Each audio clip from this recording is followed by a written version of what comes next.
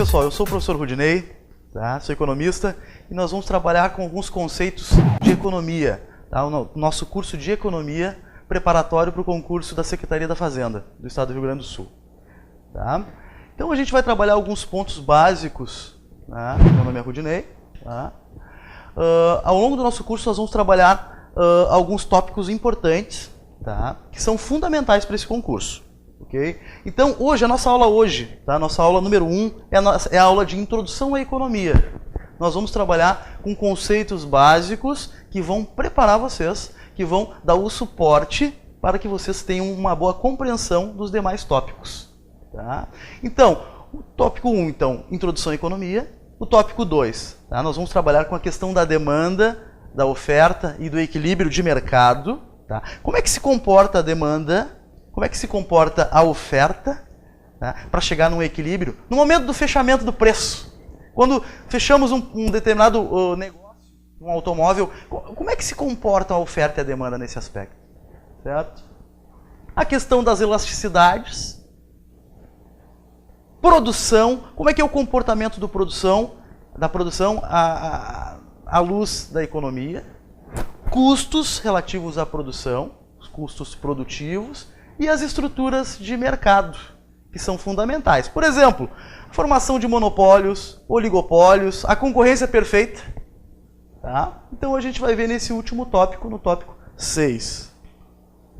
Tá?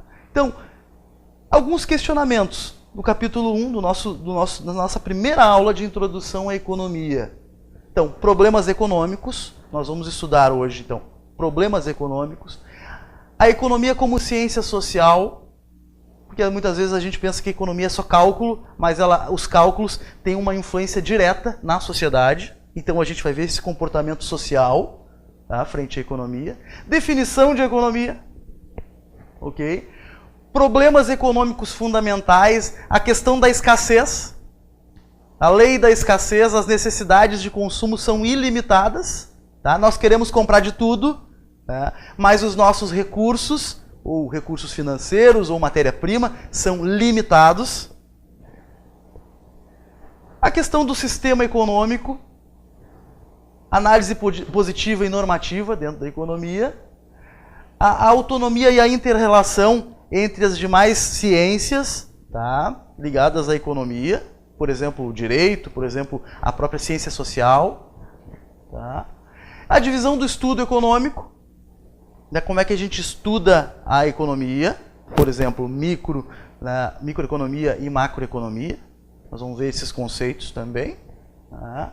Fronteira de possibilidades de produção, tá? Que seria estágios de produção, limites produtivos que as empresas, que os países enfrentam, tá? No aspecto produtivo. E alguns exercícios finais aí que eu deixei para a gente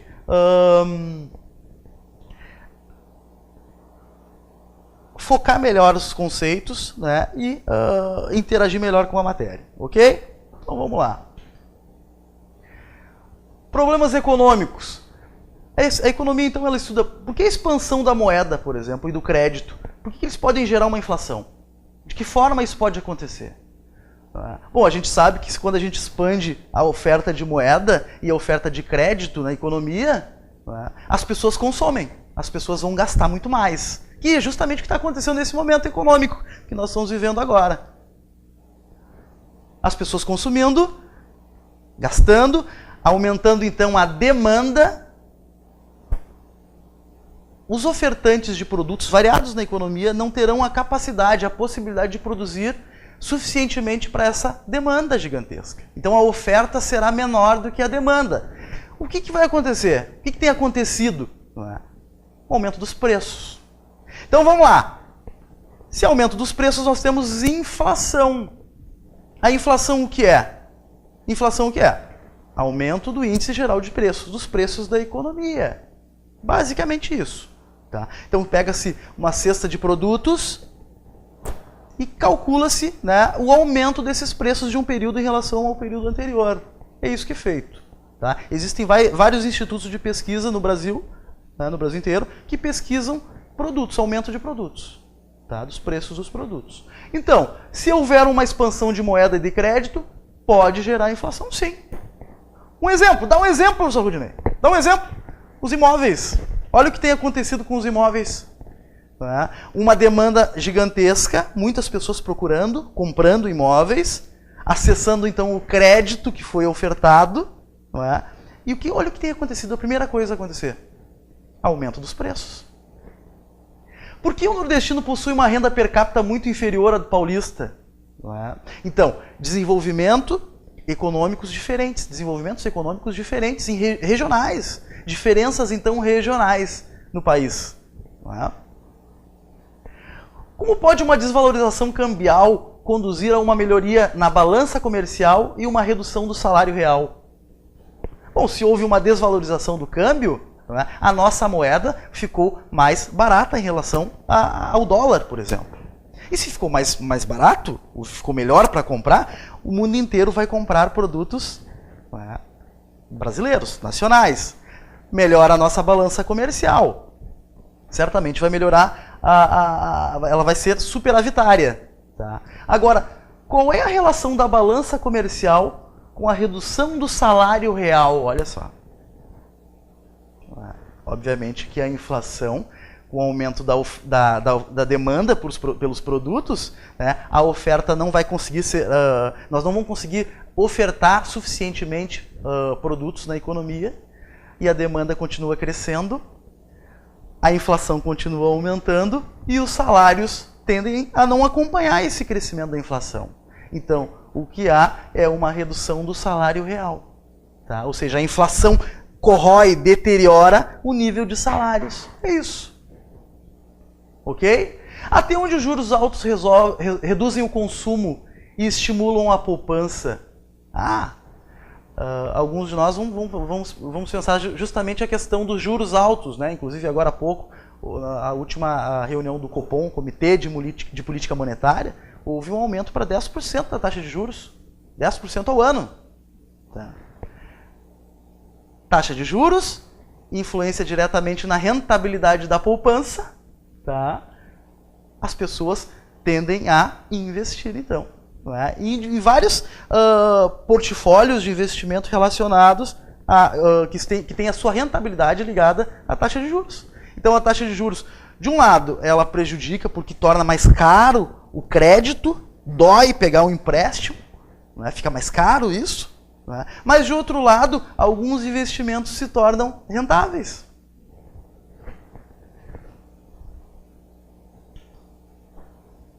Porque a taxa de juros de mercado e o preço esperado de venda do produto são dados importantes para as decisões de investimento das empresas. Obviamente que o empresário, quando ele decide empreender, né, quando ele decide instalar uma nova empresa, certamente que ele observa os juros de mercado. Os juros bancários que aqueles bancos estão produzindo, os juros que o país está praticando, para a partir daí ele decidir se vai ou não investir naquele país ou naquela cidade, enfim. Tá? Por que a renda dos agricultores se eleva quando ocorre uma estiagem que reduz a produção?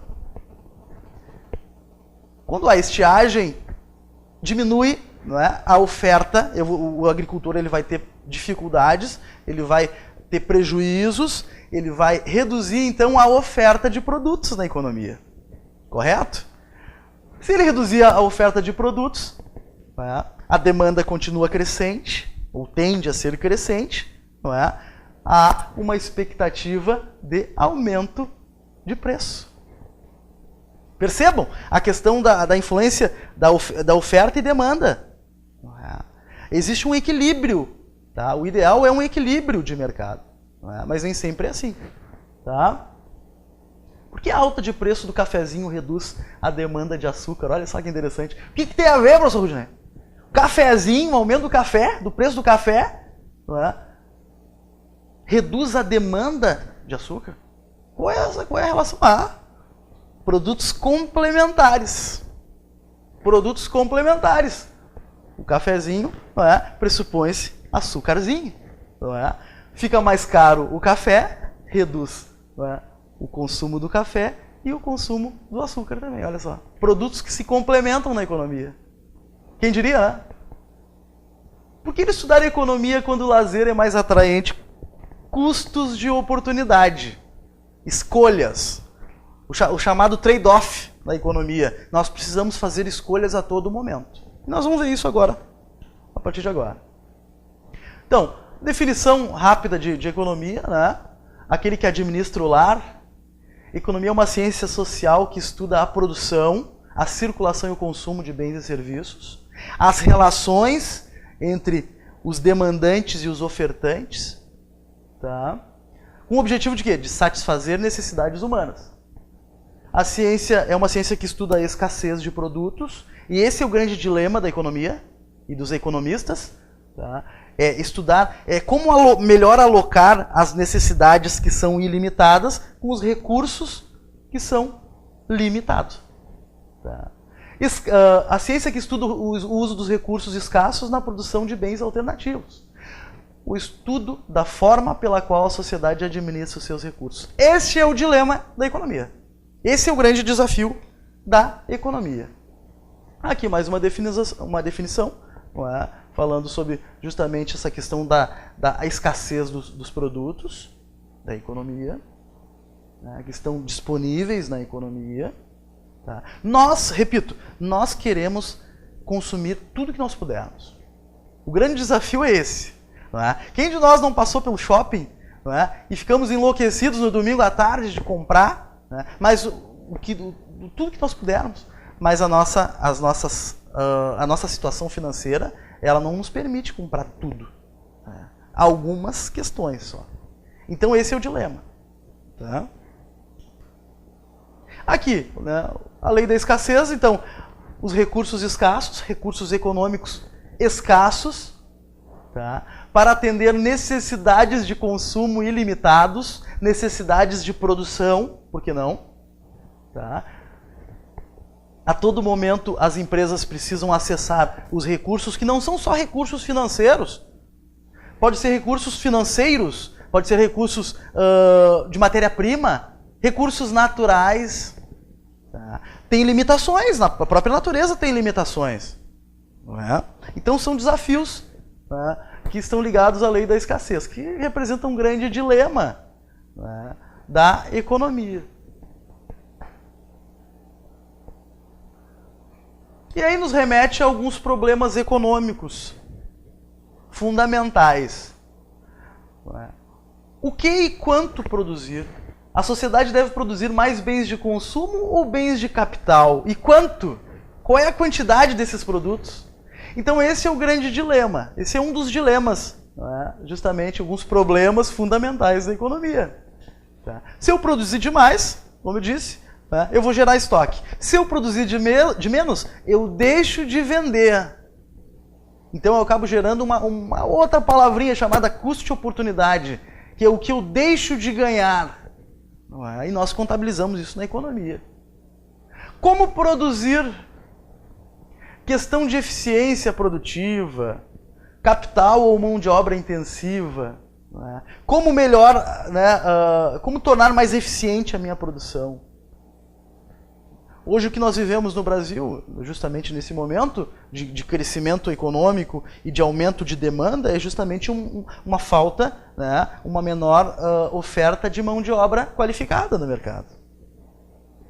Tá? E como nós vamos produzir com uma menor mão de obra qualificada? Nós precisamos então formar mão de obra qualificada. Né?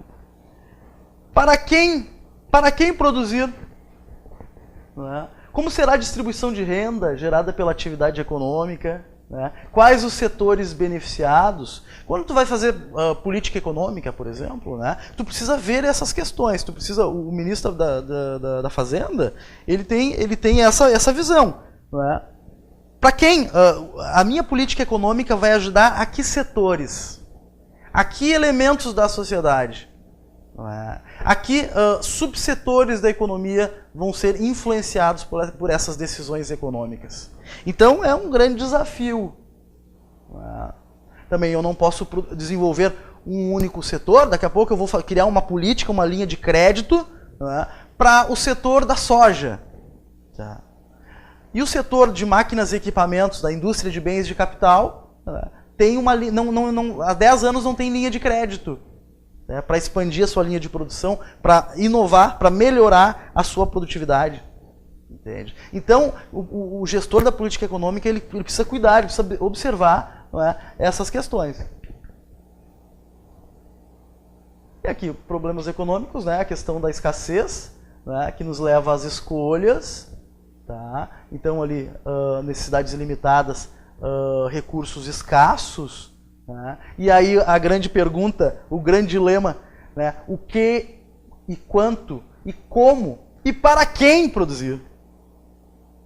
Olha só. As nossas empresas todos os dias fazem essas perguntas. Não é? Aqueles que têm sucesso e conseguem, não é, vender e obter êxito, conseguem responder da melhor forma possível aquelas questões ali. Tá? Sistema econômico e organização econômica.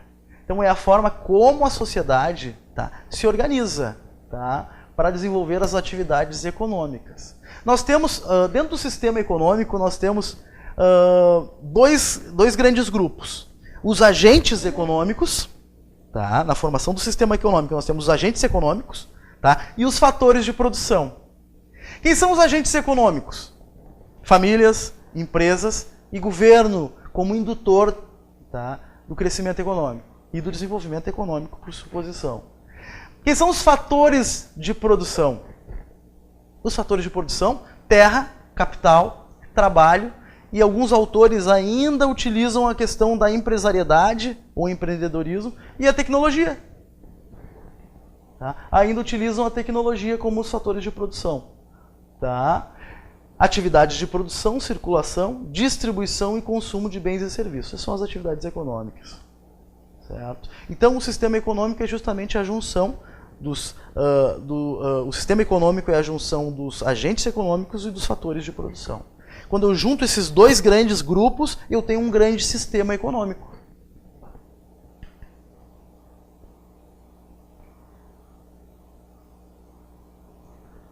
Então, o sistema econômico. Então, nós temos ainda a questão, como se organiza a economia? Isso é importante que a gente possa colocar, né, e explicar. Nós temos a economia de mercado, tá, que a gente pode chamar de descentralizada ou economia capitalista, certo? E nós temos a economia planificada ou centralizada, né, tipo socialista, economia socialista. Então, a economia capitalista ou de mercado, o que eles querem? Eles querem liberdade, tá? Liberdade de mercado. Tá? E justamente o exemplo mais clássico são as grandes economias desenvolvidas hoje, por exemplo, a economia americana. Tá? É uma economia de mercado, uma economia capitalista. Mas nós temos também a economia planificada, que é a economia socialista. Nós temos, por exemplo, Cuba, né? É um exemplo clássico. Né? E algumas outras economias do mundo. Tá? Então, qual é a diferença básica das duas? Né? Da economia de mercado e a economia planificada. A economia de mercado ela não quer a influência, a influência do governo, tá? Do agente econômico governo nas decisões. Certo? Ele não gosta de amarras, não gosta de envolvimento do Estado. Tá? Já a economia planificada, essa sim, essa é uma concentração fortíssima, né, do governo, tá, nas decisões. São assuntos importantes, assim, assuntos importantes, que você precisa saber, tá, para fazer. Não é só o concurso da Cefaz, qualquer concurso que envolva economia. Tá? Uma questão interessante que vocês devem observar é que vocês precisam ler jornais. Então, o concurseiro que quer passar, por exemplo, no curso na prova de economia, ele vai ter que ler jornais, e especificamente econômicos. Tá? Ele vai ter que fazer uso desse expediente, ele vai ter que ler sobre economia. Tá? Vai ter que observar os jornais, os telejornais de economia, vai ter que fazer isso. Tá? Por quê? Porque vai facilitar o entendimento, vai digerir melhor as informações que estão sendo prestadas aqui, informadas aqui. Tá? Você vai fazer correlações os assuntos que você está vendo aqui com assuntos que estão no nosso dia a dia. Porque a economia é o nosso dia a dia. Tá? Ali, economia de mercado. Sistema de concorrência pura, nós chamamos assim, sistemas de concorrência pura. Não há interferência do governo. Não há envolvimento do governo, tá, na política econômica. Certo?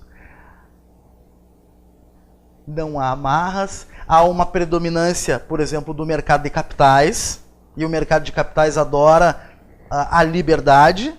Aliás, o capitalismo adora a liberdade, é uma característica do modelo, tá, do modo de produção capitalista, certo? Então não há interferência direta do Estado.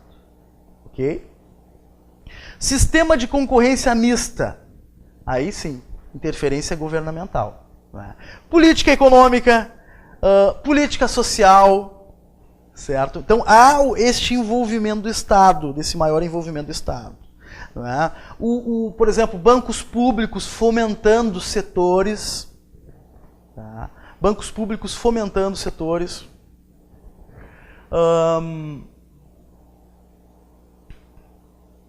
Sistema de concorrência pura. Né? Então, o laissez-faire, né? Laissez-passer, é uma ideia interessante aí, né? Discutida muito no início do século XVIII e XIX.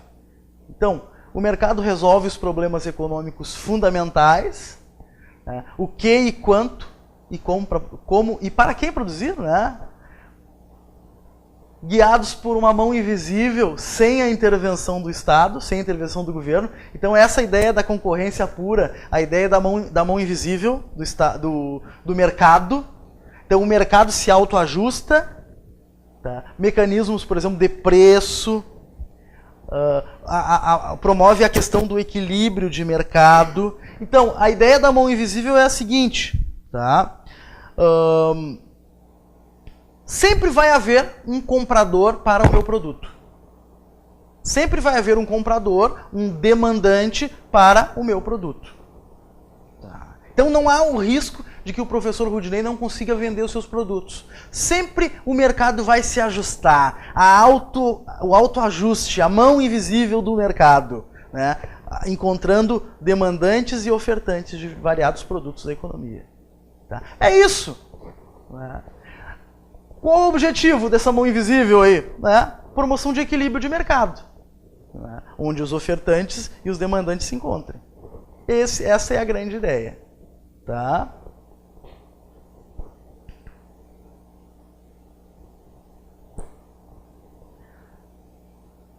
Excesso de oferta. Então, no sistema de concorrência pura, né, podemos ter o excesso de oferta. Escassez de demanda.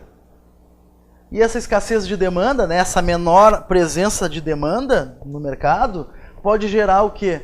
Uma formação de estoque. E nós falamos que formação de estoque é custo. E se nós tivermos um excesso de estoque, uma formação de estoque, vai aumentar a oferta de produtos e vai significar, né, uma forte tendência de redução de preços. Até chegarmos no equilíbrio. Existirá ainda concorrência entre empresas para vender os bens aos escassos consumidores. Agora, olha o detalhe. Né? Nós temos um problema que nós estamos vivendo hoje, a questão dos médicos no Brasil. Né? Então nós temos o quê? Uma oferta de médicos, que ela é pequena em relação à necessidade da população, que é crescente. Então a demanda pelo serviço, né, médico é gigantesca. E a oferta de médicos ela não alcança, ela não consegue, não é? Não conseguimos ter um encaixe entre oferta e demanda de médicos. Tá? O que acontece? Se a minha demanda é maior do que a oferta, o preço, e neste caso os salários dos médicos, eles vão, né, para a estratosfera. E aí tu consegue verificar realmente, né, o aumento o nível de salários de alguns médicos realmente é muito alto. É alto. Não é nenhuma crítica nisso. É uma lei de oferta e demanda. Agora, e o programa Mais Médicos? Ou seja, a oferta de mais médicos e uma oferta, inclusive, no futuro, de aumentar em outras especialidades, né, o número de médicos na sociedade. O que pode representar isso? Um aumento de oferta, né, uma redução de preços, ou seja, salários. Então, talvez seja aí essa grande discussão que nós estamos vivendo hoje, que gira em função dos preços, né, da redução dos preços ou dos salários, né, médicos, ok?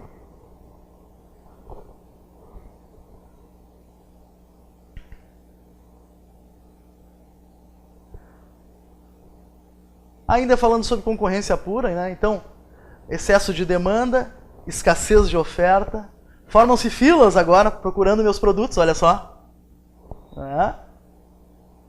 Tendência ao aumento de preços até nós chegarmos em um equilíbrio futuro. Tá?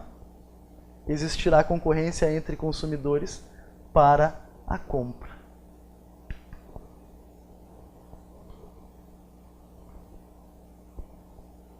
E aí, nós temos a velha pergunta, né? O que e quanto produzir? Né? Então, o que, decidido pelos consumidores, e é justamente o consumidor que vai decidir o que comprar, né? O que consumir. O quanto, determinado pelo encontro da oferta e demanda de mercado. Tá? Como produzir? Questão de eficiência produtiva, resolvido no âmbito das empresas. Tá? De que forma, né, melhor alocar a minha matéria-prima, a minha força de trabalho, tá? Para melhor ofertar esses produtos para a sociedade. Tá? E para quem produzir?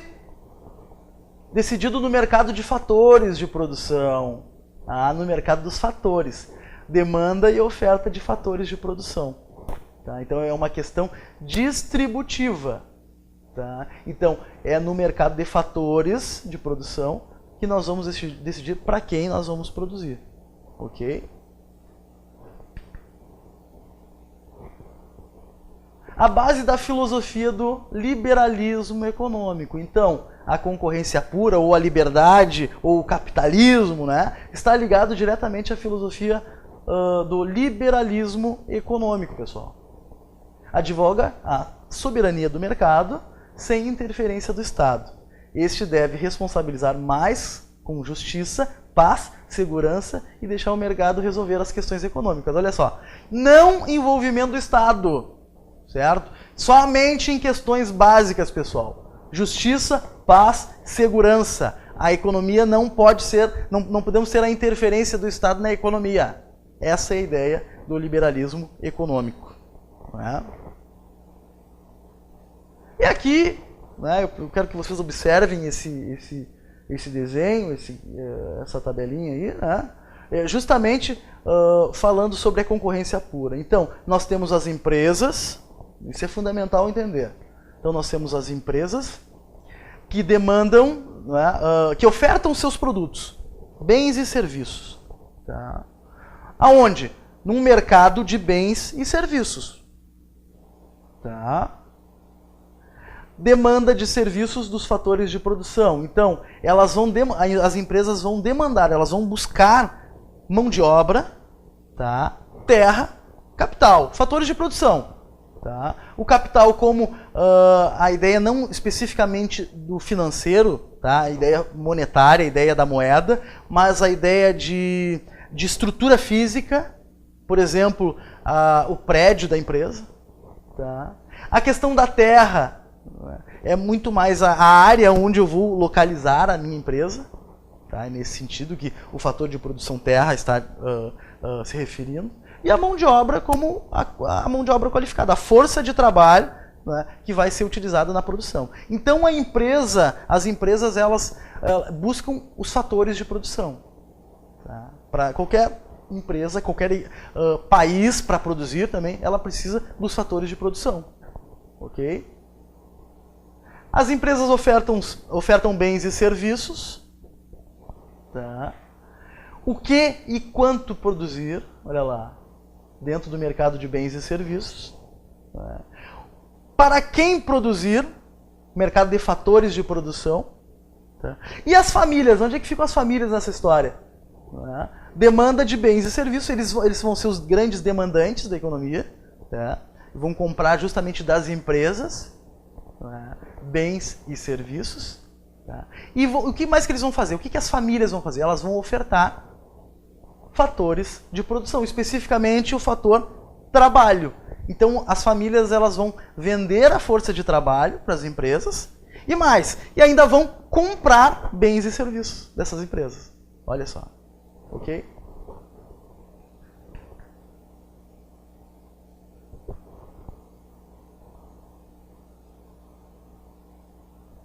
Algumas críticas do sistema de concorrência pura.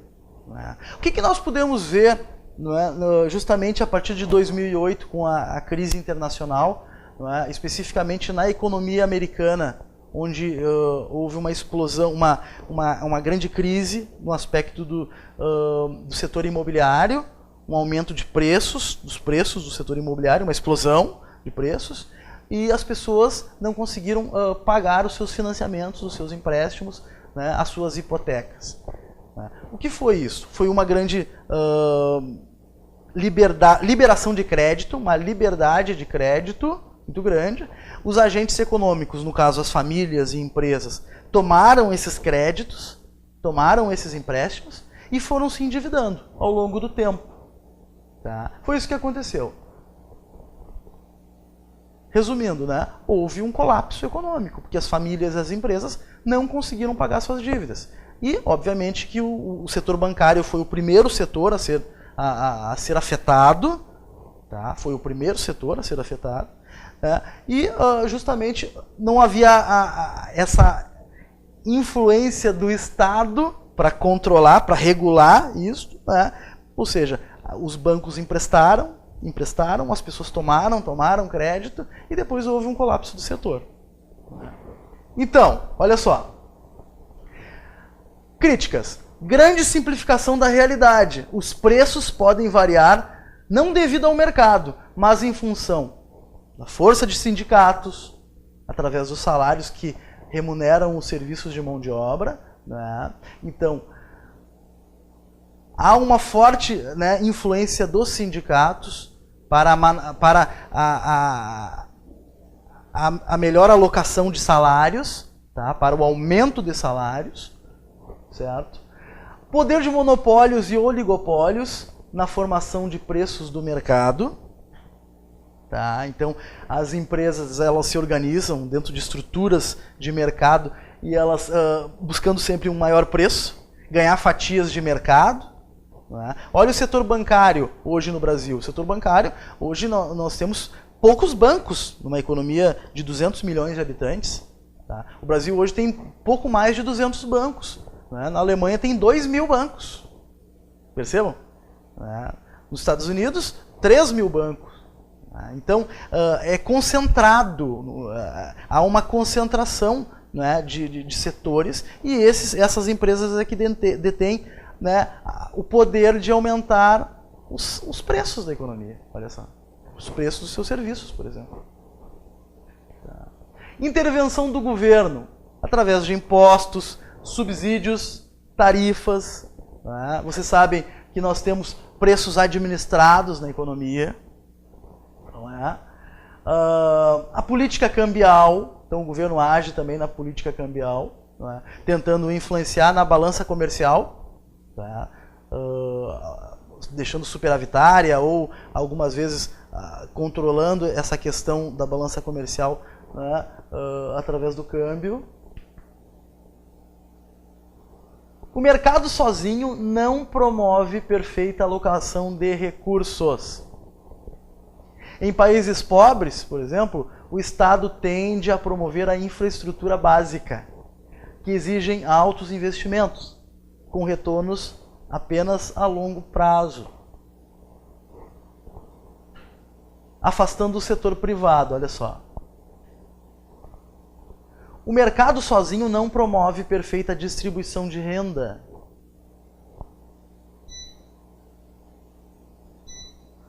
As empresas estão procurando a obtenção de máximo lucro e não com questões distributivas. Óbvio, né? As empresas, o capitalista, e ele não está errado, né, cara? É um modelo de mercado. Tá? As empresas elas não estão muito preocupadas com a questão distributiva, de distribuição de renda, elas querem oferir lucro, aumentar o seu lucro. Esse é o objetivo. Tá? E não há críticas aqui. Então, o Estado precisa se envolver em algumas questões, né? Justamente nas questões distributivas. Tá? O Estado ele tende a promover a infraestrutura básica, que exigem altos investimentos, tá? Com retornos apenas de longo prazo. Né? E neste caso, então, por exemplo, né, dificilmente uma empresa privada ela vai se atrair, né, por investimentos na área de saneamento básico. Né? Então, é justamente aí que entra a força do Estado, tá? Investindo nesses setores onde o setor privado não quer se envolver e não sente necessidade de se envolver naquele momento. Ok?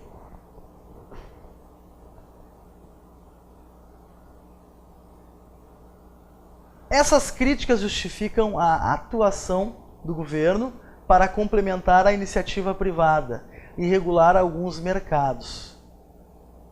Há muitos mercados, entretanto, que comportam-se como um sistema de concorrência pura.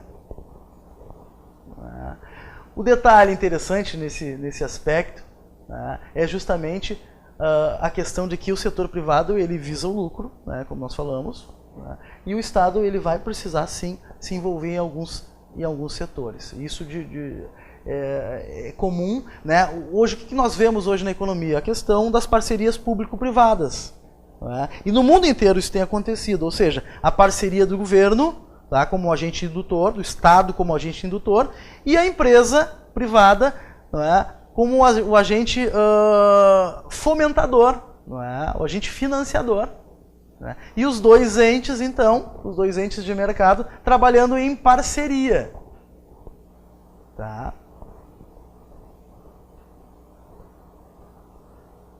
E aí o papel econômico do mercado. Então, no século XVIII e XIX, né, então, predominância sistema de mercado próximo à concorrência pura. Nessa época, nesse período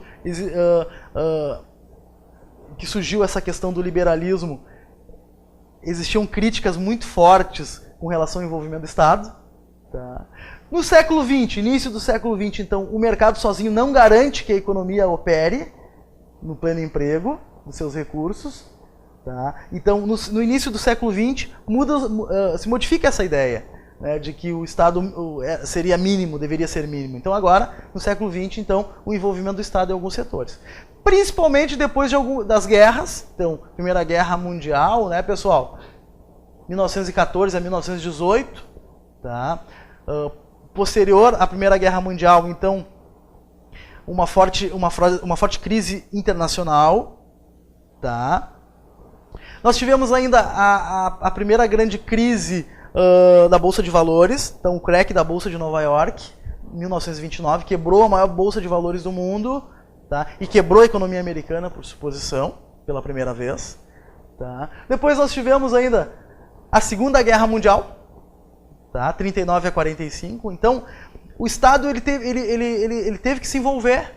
Não é? Por quê? Porque as empresas começaram a ter dificuldade de fazer investimentos. Ok? O envolvimento do setor público, ele evita algumas distorções alocativas e distributivas, ou seja, eu como empresário, eu vou investir num único setor, no setor automobilístico. Né? E os demais setores da economia? Então aí vem o Estado justamente, não é, distribuindo esses investimentos. E de que forma? Essa é a grande pergunta. Atuação do setor público. Atuação do setor público sobre a formação de preços. Por exemplo, via impostos. Então os governos eles utilizam desse expediente, não é? Reduzindo impostos, tá? Para fomentar setores. Na década de 90 nós tivemos isso fortemente. Nós tivemos justamente uma política fiscal, uma política de incentivo fiscal muito forte por parte dos estados, né? Que inclusive gerou uma guerra fiscal, né? Onde estados do Brasil, né, brasileiros disputavam empresas, né? utilizando o quê? A redução de impostos, a redução fiscal. Tá? Então, complemento da iniciativa privada, tá? Então, infraestrutura. Então, onde a empresa privada não alcança, o Estado deve alcançar. Tá? Então, por exemplo, o que nós vemos hoje? As obras do PAC. Tá? De uma forma bem do nosso dia a dia. Obras do Programa de Aceleração do Crescimento, né, pessoal? Tá? Nós temos o envolvimento do Estado, tá? Onde a iniciativa privada não alcança. Sobretudo, tá?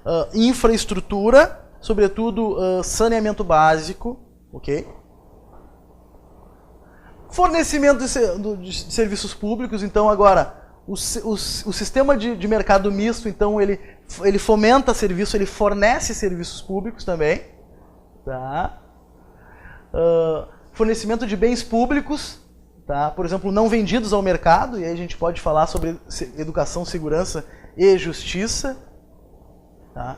Então, o governo, esse modelo de misto, né? Sistema de mercado misto, nós temos o Estado como um agente fomentador da educação, por exemplo, né? A questão da segurança, certo? Então sempre a ideia, pessoal, sempre a ideia de o preenchimento de vazios onde a iniciativa privada não alcança ou não tem o interesse naquele momento de investir. Tá?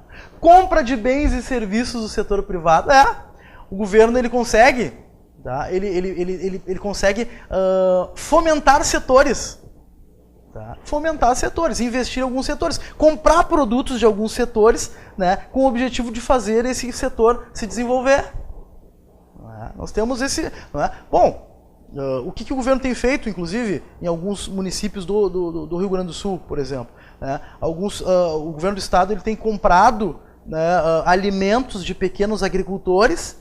Tá? Olha só, para fomentar a economia, a agricultura, a pequena agricultura, a agricultura familiar, né?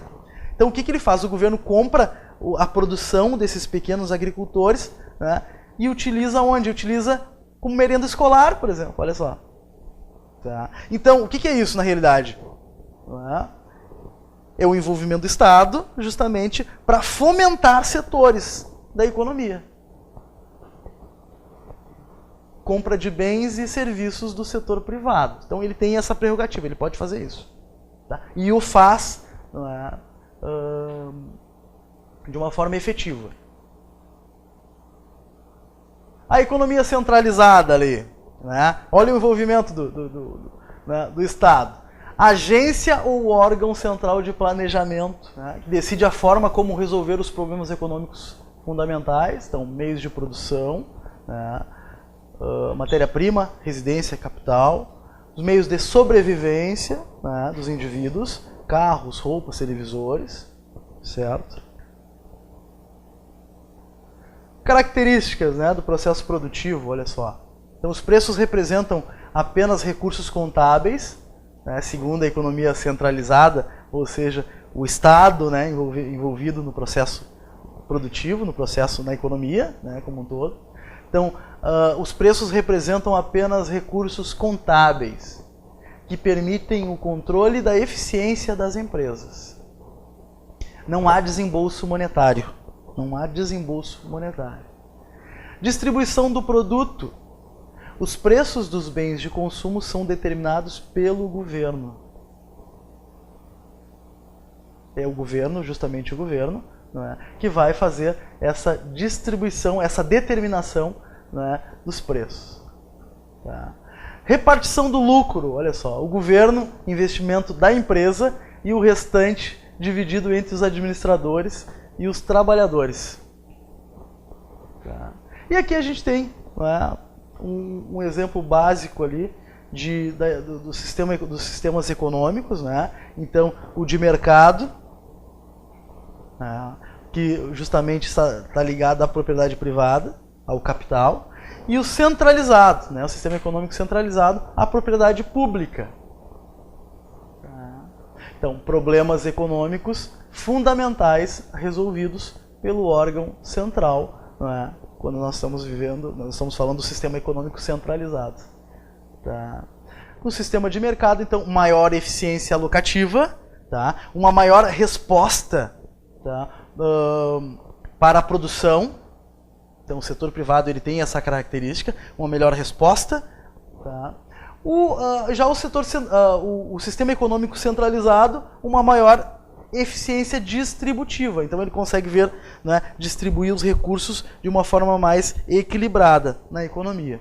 Por exemplo, investindo em setores onde o setor privado não quer investir. Tá? Mas ele tem dificuldade pela morosidade dos processos. Né? E a gente sabe, por exemplo, um processo de licitação, né, o quanto é demorado, muitas vezes. Né? E aqui, análise positiva e análise normativa. Então, a economia trata dessas questões. Tá? Então, você vai ver a questão das declarações positivas. Então, os economistas tentam descrever o mundo como ele é. Então, uma descrição, uma redução na taxa de crescimento da quantidade de moeda reduziria a taxa de inflação. Então, ele descreve isso. Normalmente os cientistas econômicos. As declarações normativas, os economistas prescrevem como o mundo deveria ser. Tá? Então, um exemplo, o Banco Central deveria reduzir a quantidade de moeda emitida. Tá? Então envolve valores, ética, religião, política. Então são os formadores de política. Então, as declarações nominativas, o economista prescrevendo como deveria ser o ambiente econômico, e as declarações positivas, né, descrevendo, né, como deveria ser as situações, tá, econômicas. Tá? E normalmente os cientistas econômicos. Perfeito? Autonomia e inter-relação, olha só.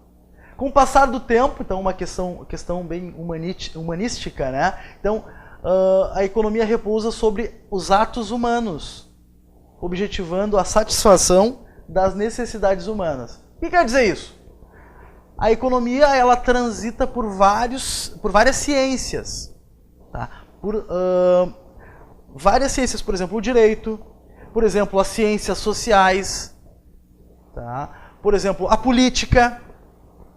Tá? Então, a economia ela transita nesses setores.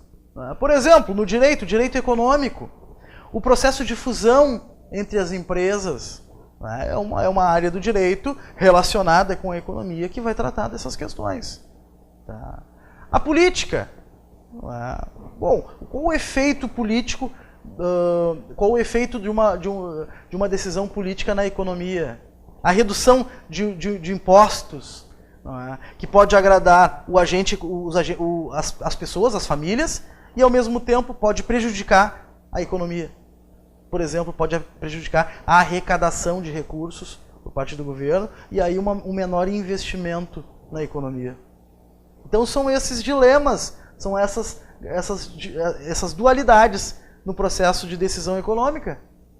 Então, dificuldade de separar os fatores essencialmente econômicos dos extra-econômicos. Né? O grande momento, a grande discussão hoje é justamente a questão da idoneidade, da independência do Banco Central nas decisões econômicas. Será que o aumento da taxa Selic, da taxa de juros, repito, taxa de juros, a taxa Selic é a taxa de referência da economia. Tá? É a taxa de juros que vai servir de referência para, inclusive, os bancos praticarem as suas taxas de juros. Tá? Então, quando o Banco Central, o ministro da Fazenda, tá, decide elevar a taxa de juros em meio ponto percentual, essa taxa de juros vai tornar o custo do dinheiro muito alto. Tá? Quando o cidadão for pegar um empréstimo lá no banco, lá no caixa eletrônico, vai ficar mais caro, vai doer mais o acessar esse crédito. Tá? E no aspecto político, será que isso pode ser bom? Será que vai prejudicar, por exemplo, uma reeleição? Então, são essas dificuldades que a economia, né, o processo de decisão econômica vive. Tá? Até que ponto nós conseguimos separar os agentes, né, tomadores de decisão, até que momento eles conseguem, né, separar isso? A autonomia de cada um dos ramos das ciências econômicas, né, não deve ser confundida com um total isolamento, mas sim observada sob diferentes óticas. Tá? As manifestações das modernas sociedades encontram-se interligadas. Ou seja, a cada decisão do governo, né, num aspecto de política econômica, eu vou ter influências, tá, em algum setor. Por exemplo, quando eu aumentar a taxa de juros, tá, eu vou fazer com que os agentes econômicos parem de consumir, se as famílias estiverem, por exemplo, endividadas, por exemplo, se a inflação estiver elevando. O que o governo tem feito? Ele tem elevado a taxa de juros, justamente para reduzir, tornar mais caro o consumo, né, o acesso ao crédito e reduzir os preços. Reduzir a demanda e os preços, por suposição. Essa é a ideia do governo. Então, a economia transita por várias ciências, né, como nós podemos ver aqui no quadro. Tá? Então, o aspecto político, o aspecto econômico, o aspecto social, o aspecto histórico, tá? O aspecto demográfico. Então, existem influências variadas para a tomada de decisão. Ok? Então, existem várias influências, né? E o tomador de decisão, o agente político, enfim, né? O tomador de decisão, ele vai levar em consideração todos esses setores. Ok? Então, a gente vai dar um breve intervalo, tá? E daqui a pouco nós voltamos com a segunda parte da aula de Introdução à Economia.